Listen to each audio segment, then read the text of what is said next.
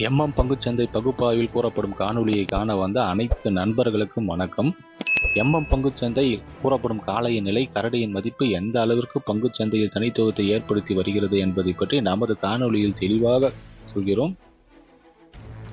பங்குச்சந்தையில் கூறப்படும் அனைத்து கருத்துக்களும் தனிப்பட்ட கருத்து, கல்வி நோக்கத்துக்காக மட்டுமே கூறப்படுகிறது. வாங்க காணொளியில் போகலாம். சென்செக்ஸ் திங்கட்கிழமை பங்குச்சந்தையுடைய புல்ஸோட பிரைமரி ரெசிஸ்டன்ஸ் R1 R2, பேஸோட பிரைமரி சப்போர்ட் S1 S2 என்னென்னு பார்க்கறதுக்கு முன்னாடி வெள்ளிக்கிழமை பங்குச்சந்தையில் என்ன நடக்குதுன்னு சொல்லி நான் பார்த்தலாம். வியாழக்கிழமை பங்குச்சந்தையோட முடிவு வந்து 77,844. இதை பொறுத்து நம்ம வெள்ளிக்கிழமை பங்குச்சந்தையுடைய புல்ஸோட பிரைமரி ரெசிஸ்டன்ஸ் வந்து 77,838, பிரைமரி சப்போர்ட் வந்து 77,758ன்னு பேசியிருந்தோம். வெள்ளிக்கிழமை பங்குச்சந்தையோட துவக்கம் வந்து 77,631. இது வந்து பிரைமரி சப்போர்ட் தான் பங்குச்சந்தை துவக்கப்பட்டது. துவக்கம் கிடைச்ச உடனே கரடிகள் வந்து S1 என்ற நிலையை அடைகிறாங்க.